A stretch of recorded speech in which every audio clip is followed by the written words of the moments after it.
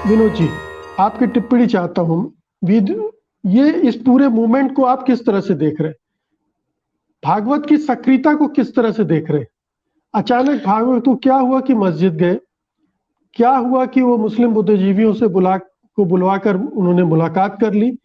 आखिरकार क्या प्रयोजन है? हम सब जानते हैं कि आरएसएस के 100 मुख हैं और 100 मुखौटे हैं। तो ये कौन सा मुख और कौन सा मुखौटा है जो इस समय सक्रिय है? देखिए भाई मुकेश जी, सब बेहतर होता कि यूसुफ अंसारी होते और पहले वो बात करते, उसके बाद हम लोग अपने हिसाब से विश्लेषण करते, क्योंकि वो उस समाज से आते हैं जिसके साथ संवाद स्थापित करने की कोशिश मोहन भागवत जी कर रहे हैं। देखिए, प्रकट तौर पर अगर आप देखिए तो इसमें कोई बुराई नहीं, अच्छी बात है। संवाद की परंपरा अगर मोहन भागवत जी संघ और मुसलमानों के बीच में शुरू हो जाए तो हमारी जो संघ को लेकर के हम सबकी जो असहमतियां और जो विरोध है वो मुख्य रूप से तो यही है कि उसका जो मुस्लिम विरोध है, अल्पसंख्यक विरोध है, उसकी जो हिंदुत्व की राजनीति का जो सबसे बड़ा एजेंडा है, तो आमतौर पर उसी को हम सब वो मानते हैं कि भाई वो ठीक नहीं है देश के लिए। और इसलिए अगर उन्होंने ऐसी पहल की है तो पहले प्रकट तौर पर तो मैं उस पहल का स्वागत करूंगा, और मैंने किया भी है सोशल मीडिया पे कि संवाद की परंपरा अगर वो करते हैं तो अच्छी बात है और विभिन्न समाजों के बीच में संवाद होना चाहिए। खुद नजीब जंग को मैं सुन रहा था, उन्होंने भी कहा, और शाहिद सिद्दीकी को भी सुना, उन्होंने भी कहा कि भाई हम लोग एक देश में रहते हैं, एक संविधान को मानते हैं सब, तो हम लोग अगर बातचीत कर रहे हैं तो उसमें बुराई क्या है, एक दूसरे को समझे जाने। देखिए ये कोशिशें ऐसा नहीं कि पहली बार हो रही हैं। इमरजेंसी के बाद हमारे अनिल भाई को याद होगा, क्योंकि उस दौर की कुछ यादें हम लोगों की साझा हैं, कि जब जेल में जमाते इस्लामी के लोग और आरएसएस के लोग बंद थे तो उनके बीच बड़ा संवाद हुआ था। और उसके बाद इमरजेंसी के बाद, ये बाला साहब देवरस के जमाने की बात है, ये बात हुई थी कि संघ में मुसलमानों को प्रवेश दिया जा सकता है, इस तरह के बयान भी आए थे। लेकिन बाद में वो बात फिर छूट गई और वो बात फिर आगे बढ़ी नहीं। उसके बाद अटल बिहारी वाजपेयी के बारे में हम सब जानते हैं कि वो तो उनका एक उदारवादी चेहरा संघ ने तैयार किया था। तो वो जब लखनऊ में चुनाव लड़ते थे तो मुस्लिम मोहल्लों में भी जाते थे और आमतौर पर लखनऊ के शिया मुसलमान उनको समर्थन भी देते थे उनको, तो वो भी एक तरह से एक प्रयास था। लेकिन पहली बार कोई सरसंघ चालक एक किसी मुस्लिम धर्मगुरु से मिलने या धार्मिक नेता से मिलने मस्जिद में गया। हालांकि वो जो जिन सज्जन से मिलने गए थे उनके बारे में हम लोग को पता ही होगा, वो सज्जन मौलाना जमील इलियासी के बेटे हैं, मौलाना जमील इलियासी के बेटे उमैर इलियासी, और वो संघ के साथ बहुत पहले से जुड़े हुए हैं। जो मुस्लिम संघ ने जो मुस्लिम राष्ट्रीय फ्रंट बनाया है जिसके प्रभारी इंद्रेश जी हैं, तो उमैर इलियासी साहब जो है वो उसमें बहुत सक्रिय रहे हैं। उन्होंने काफी संघ नेताओं के साथ तमाम सम्मेलन और बैठकें और कार्यक्रम किए हैं, यूसुफ भाई जानते हैं। तो इसलिए शुरुआत वहां से उन्होंने की है, मस्जिद में जाकर के। लेकिन मस्जिद में जाना अपने यहाँ पे महत्वपूर्ण है। इसी तरह से जिन बुद्धिजीवियों को बुलाया है उसमें नजीब जंग साहब तो दिल्ली के लेफ्टिनेंट गवर्नर रहे और बने वो कांग्रेस के टाइम में थे, लेकिन मोदी जी ने उनको कंटिन्यू किया। बीजेपी की सरकार बनने के बाद वो कंटिन्यू रहे। शाहिद सिद्दीकी साहब उन इंटेलेक्चुअल्स में हैं जो मोदी जी का इंटरव्यू लेके आए थे जब मोदी जी चीफ मिनिस्टर थे।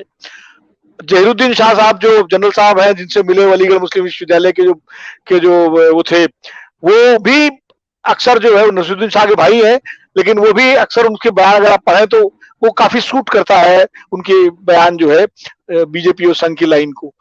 तो आप ये मानिए कि वो उन सबसे मिल रहे हैं जो उनके फ्रेंडली, आप कह सकते हैं कि फ्रेंडली मुस्लिम जो है।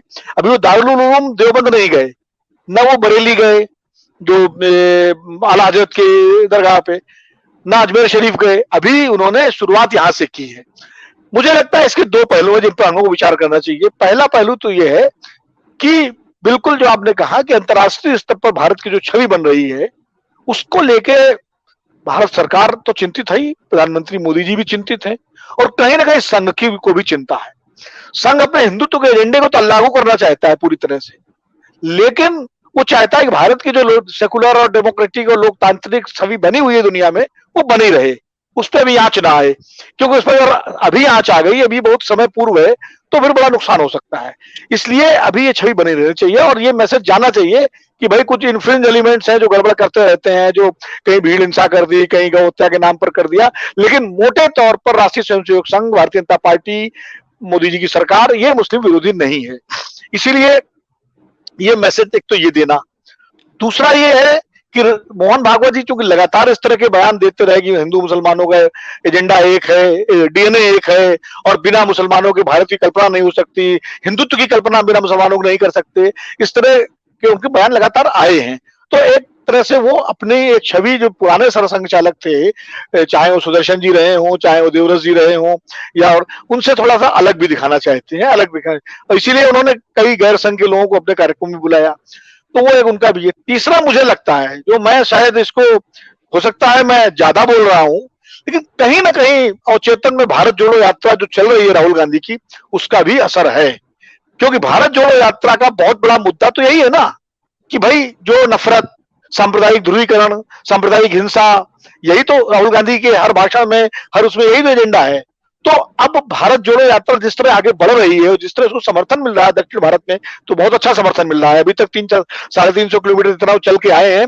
हम सब, भले मेन स्ट्रीम मीडिया ना दिखा रहा हो, लेकिन यूट्यूब पे जो हम लोग देख रहे हैं तो जिस तरह भीड़ आ रही है, ये सही है कि वो कांग्रेस के आधार वाले क्षेत्र हैं, लेकिन वो, और अगर ये सिलसिला उत्तर भारत में और जारी रहा तो निश्चित रूप से संघ को लगता है और सरकार को, बीजेपी को भी लगेगा कि उसका पूरा एजेंडा डाइल्यूट हो रहा है।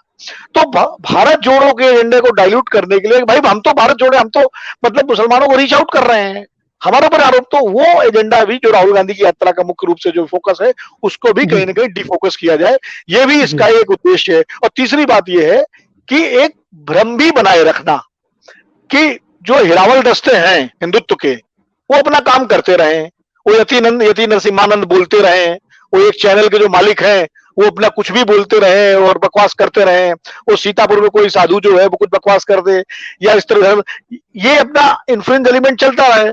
हम या जो इंस्टीट्यूशनल जो लोग हैं वो ये बताएं कि भाई नहीं, हम देखिए सब मिलजुल के चल। असली ईमानदारी की परीक्षा की अगर वाकई राष्ट्रीय स्वयंसेवक संघ मुसलमानों के साथ सामंजस्य सहचर्य करना चाहता है, और वाकई अगर मोहन जी की ऐसी ईमानदारी, जिस पे हमें विश्वास है वो ईमानदार होंगे अपने इस पैर के लिए, तो ये जो सो कॉल्ड इन्फ्लुएंस एलिमेंट्स हैं, ये सो कॉल्ड, चाहे सोशल मीडिया में काम कर रहे हो, चाहे वो सड़कों पर लोगों को पीटने का काम करते हो, या किसी नाम पर, वो जो है उस पर लगाम लगनी चाहिए। और उस पर ये कहा जा सकता है, एक मिनट, ये कहा जा सकता है कि साहब वो तो हमारे हैं, हम कैसे लगाए, ये कहा जा सकता है, ये तर्क दिया जा सकता है कि ये तो इस तरह से इतने बड़े देश में, तो वो लगाम लगा रहे हैं, काम सरकारों का है। ठीक है, राष्ट्रीय स्वयंसेवक संघ हो सकता है ये अपना पल्ला झाड़ ले, लेकिन जो सरकार है, जो भारतीय जनता पार्टी की सरकार तमाम राज्यों में और केंद्र में है, उसके पास वो सारे इंस्टीट्यूशंस हैं, कानूनी तरीके हैं जिन पर ऐसे तत्वों पर लगाम लगाई जा सकती है सख्ती के साथ।